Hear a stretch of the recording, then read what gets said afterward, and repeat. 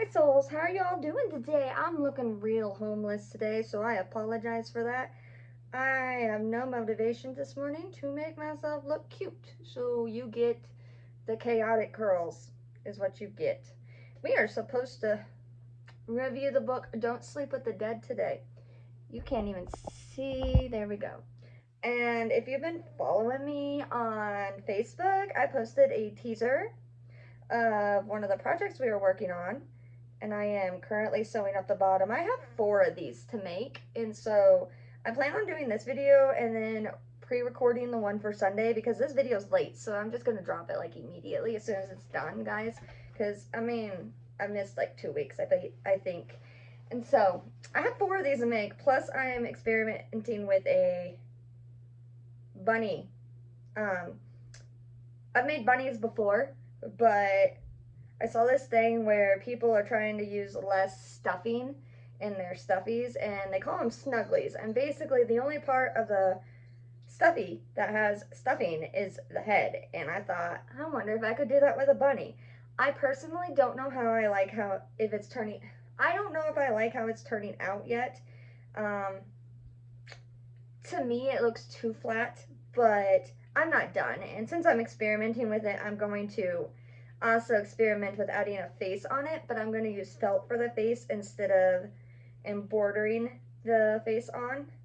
And so right now what I'm doing is I'm sewing up a puffball, and we're going to sew up a few of these, and then I have these felt pieces that I'm going to turn into little witches hats and put on top of them basically.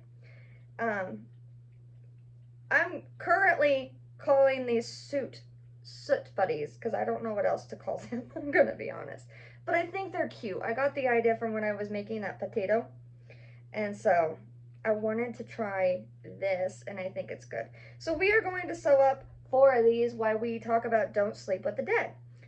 I picked up this book for a Goodreads challenge.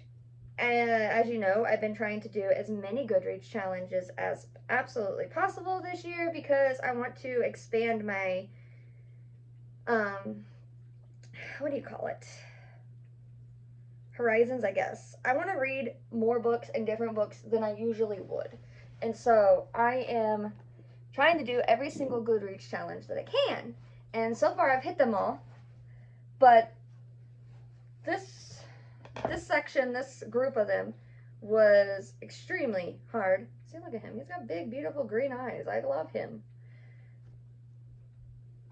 This, this, sorry guys, I am like stumbling here. Blah, blah, blah, blah, blah. I couldn't decide on a book for this challenge. It was like historical fiction, I think, is what it was. It wasn't the Centennial pick because I read a different one for that one. I think it was a historical one. And so I picked this one because it said in the description that it was basically a continuation of The Great Gatsby. What I didn't know when I picked this book up was that they had a novel that went with it. And this novel is a retelling of The Great Gatsby, and it is historical fantasy paranormal. When I tell you I was lost for half of this book, I'm not even joking. Like, I was entertained.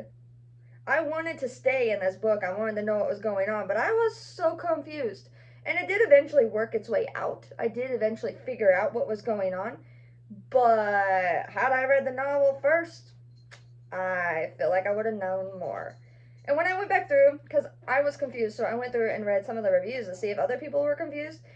Other people were saying that they thought this could be read as a standalone, but that having the novel definitely made it easier to understand. And as someone who did not read the novel and only read it as a standalone, read the novel, okay? Because I spent half of the book trying to figure out if the devil concept in here was like legit real devils, or if this was just an analogy to explain the underbelly of society.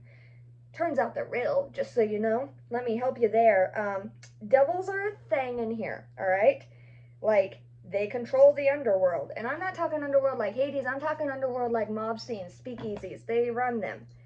And from what I gathered, Gatsby, and see this one has yellow eyes, Gatsby made a deal with the devil, and so when he died, this is what I'm gathering. This was not flat out said in this story.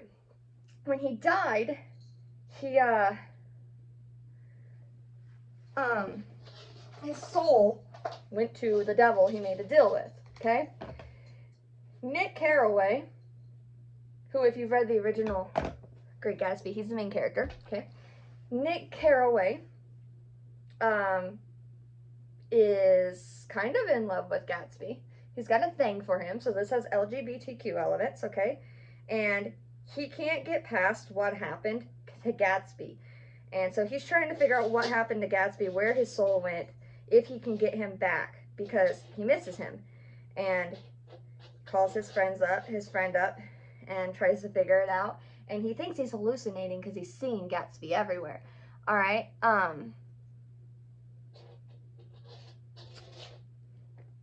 I got distracted. I saw a Facebook message. So yeah, devils are real. We talked about that. Mind snapping. Yeah. Half of this book I was like, is he going nuts? Is he not? He's not going nuts. His mind is not snapping. The hallucinations are technically not hallucinations. And that's not really a spoiler, I don't think, because I think if you read the novel, you'd understand that. I need to read the novel to definitely check. But as I said, I was very confused going into this, so I'm helping you not be confused if you decide to read this like I did. Because it's a 2-hour read, guys. It's really short, okay? Honestly, that's why I picked it up. Because I needed to complete a challenge, and I was on crunch time for this section of challenges. And so I was like, ooh, this one says it's less than 2 hours. Let's do it. And so I did it. And loved it enough that I need to pick out the novel, but was confused. The author, by the way, I forgot to tell you, is, I think it's called Nghi. It's Nghi space VO, okay? And it is a 96-page count. That's why it's less than 2 hours. LGBTQ, we talked about that, featuring Nick and Gatsby. It's the aftermath of the Gatsby situation with paranormal and fantasy elements. Technically, it's historical fiction.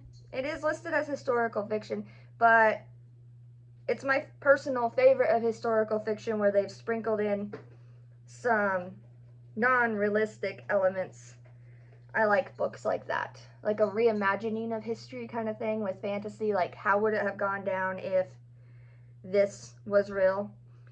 It is classified as a retelling because of the fact that this is not the original author of Great Gatsby. As you know, that is Fitzgerald. But the author retold the story, so it does classify as that. It deals with dealing with the devil. It's purple prose. Massive purple prose, which personally I think fit this great. I don't think the author could have got away with any kind of other prose, all right? Because if you've read the original Gatsby, then you know that Nick is very wordy, right? Nick is flowery in his language. It's part of the thing that draws us to the Great Gatsby in general. Cats are like having a Lion King battle over here on a chair. And the author of this book replicated that. He replicated Fitzgerald's style for Nick, because Nick is not only the main character, but he's the narrator. And he is in the original and he is in this one. And they did a great job of replicating Nick's voice and being able to do a complete retelling, but make it feel like the same character. And they did that by using purple prose and being wordy, being flowery, overdoing the descriptions, which, as you know from a couple videos ago, that's my favorite. I love purple prose descriptions when it comes to setting. And they really did this. There's a whole scene where there's like this lady hanging from the ceiling and she's like built into the ceiling. It's an amazing scene. Very well written. It has moody monologues, which again really fits Nick Carraway. He is a very moody person and he does a lot of monologues, a lot of soliloquies basically in the original story, and so that fits very well. It's romantic-y kind of because of the relationship between him and Gatsby. However, it's not romance in the sweep you off the feet kind of romance. Like, it's implied that they had a relationship at one time, but the relationship is more friends with benefits-ish than romantic. And so I don't know if you could technically classify it as romantasy, even though it has romance elements in it. Okay? Overall rating, we're sitting at a 4-star because the writing was, as I said, superb. They did a great job of duplicating Fitzgerald's style. And so I gave that a 5-star. And then characters were 5-star. I think that she added her own twist on some of them, and that really helped. The devils, there was one that it made me laugh because some of them are named after months and days. And then they don't actually give their real name away. Which, if you, in mythology and stuff, names have power. And so if like a devil gave you their name, they can be exorcised, that kind of thing. And so not giving their name away was a nice little touch. Whoops. Plot, I gave 4 stars because I think I would have not been confused had I read the first book, but I was confused. And I'm not gonna dock the author too much from that because, again, that could have been my fault for not reading the novel. So 4 stars on plot. Readability, I put 3 because A, I was confused, and B, because I was confused, I got distracted a lot. So I feel like the author, to make it more readable as a standalone, should have either listed this as a second book in this series, or should have given a little bit more hints of what's going on towards the beginning and that Nick wasn't just freaking out. So 3 stars for that. Setting was 5. It was perfect. Enjoyment was 4. Again, just knocked down because of confusion. So it's sitting at a 4-star rating overall. Started and finished the 19th of January, February, March, April, May. It was published this year. What did you think of this book? What will you take away from it? I said I was confused at first. We've talked about that quite a bit. And was concerned that I needed to read the novel, but it all got cleared up towards the end, and now I do want to go read the novel for fun. I think the aim of this book was purely entertainment. Would you recommend this book? Yes, but specifically to dark fantasy lovers. All right, it's got darker elements in it. If you're not a fan of gore-ish scenes, you're not gonna like it. And by gore-ish, I mean there's not like a lot of blood, but there is half of a woman hanging off the ceiling, like, and trying to reach someone and touching them. And so you got to be kind of okay with it. 1-sentence book review. It's a creative and haunting continuation of The Great Gatsby retelling. So that is where we're sitting at for this book. And our next book review is going to be... I'm sorry. Our next book review is 1984. That's going to be a crappy review. I'm just going to tell you right off the beat. So we're going to review 1984, and that's by George Orwell. And then we will review The Boys of Summer by Rue Volley. Of course, I will put the links below for you guys if you want to pick them up and read them. And in the next review, I will show you how our little soot buddies turned out, because I'm just waiting for the hot glue gun to warm up, and then I'm going to put their little hats on. Alright, guys? Thank you guys for being here today. Love you all, and you will get a double dose of reviews, as I'm going to go make the next one sometime shortly today, so that we have it for Sunday. Bye, souls. Love ya.